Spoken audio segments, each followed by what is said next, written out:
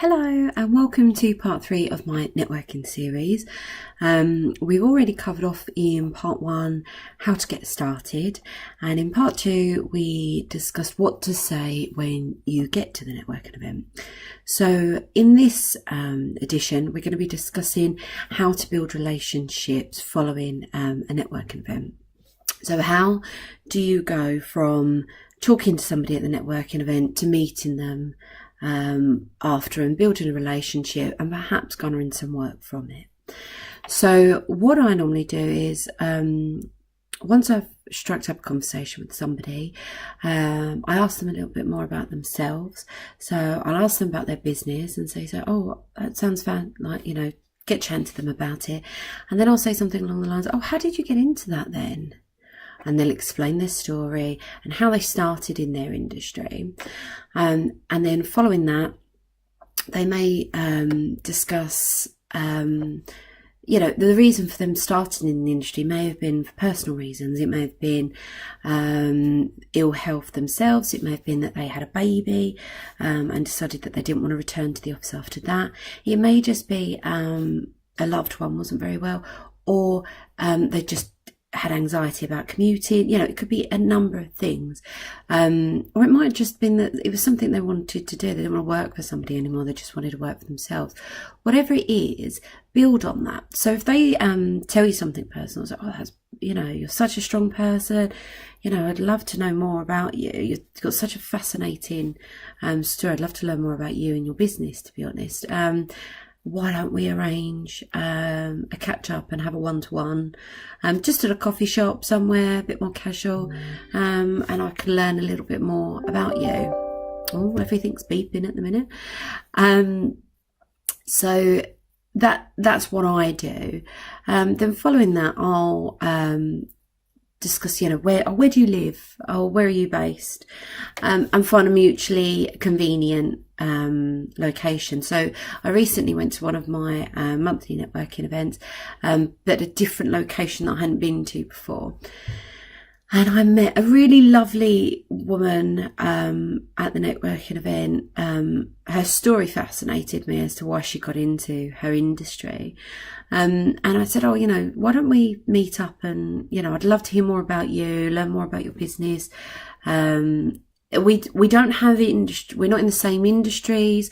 It doesn't seem like it would work, but her business I thought would be good for me personally. So I wanted to learn a bit more about it.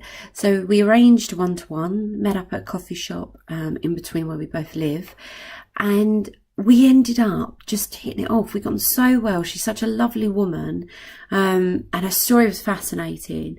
And I actually ended up signing up to her business, which is fantastic. I'm not going to go into the details because you don't need to know, but it's a fantastic business, and I actually ended up signing up myself. And while she couldn't help me with my business, she said, although I can't recommend your business really to anybody because I'm not in that world anymore, my husband is, and I'll get him to add you on LinkedIn. Then if anybody else is looking, for a PA, he could always suggest your VA services. He's got a lot of corporate connections. So it worked out for both of us. So I've helped her with her business and she's helped me with mine indirectly. So it's really, really worth arranging a meetup following a networking event, because you never know. It may be that they have nothing to do with your industry, but they might know people that do. So at some of these networking events, they're not corporate businesses.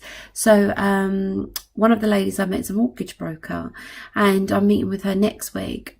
I personally don't need any help with my mortgage or life insurance or anything like that, but a lot of my clients ask me to look into properties for them. Sometimes if they're looking to move, they'll just say, this is what I'm looking for, can you just tell me what's on the market, or see if you can find something, set up some viewings for me.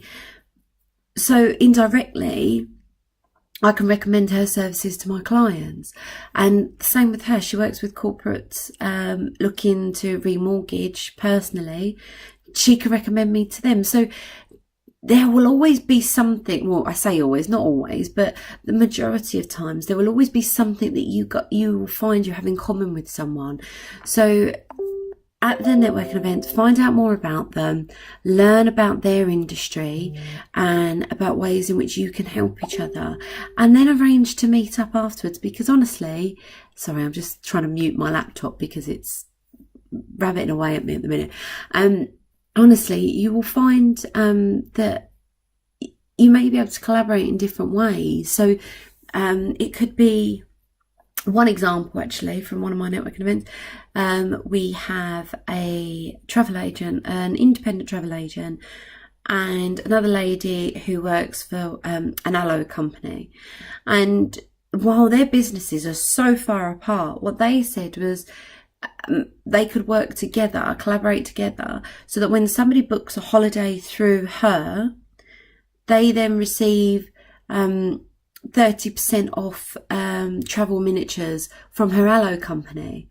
There's always a way to collaborate with someone, whether it's directly or indirectly. So ask the questions at the networking event. If they tell you what their business is, ask them how they got into it.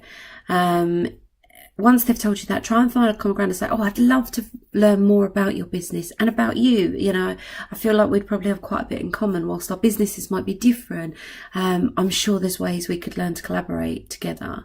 And I'm really interested to learn more about your business. Then you've already captured their interest, because they're thinking, oh, you know, they're interested in my business. And then you just build on that. You build a relationship. And it might be that you are very interested in their business. I'm not saying lie about it, but people want to know that you're interested in them and that you care.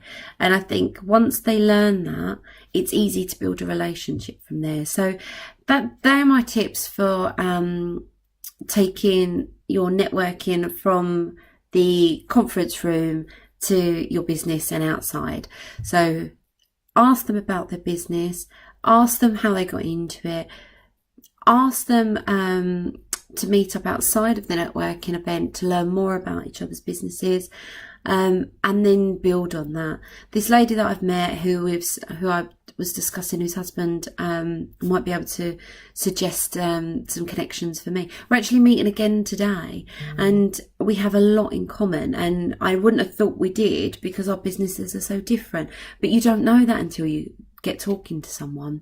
So my task for you is to, once you're at the networking event, find out more about their business, find out why they got into it, and then arrange to meet them afterwards. Mutually convenient location. If you've recently been to a networking event, let me know how you found it, what you did following it, if you've built on any relationships, if you've garnered any work from it. I'd really be interested to know. So please put it in the comments below, and before you leave, don't forget to subscribe. I hope this video has helped you, and I hope my series has helped you.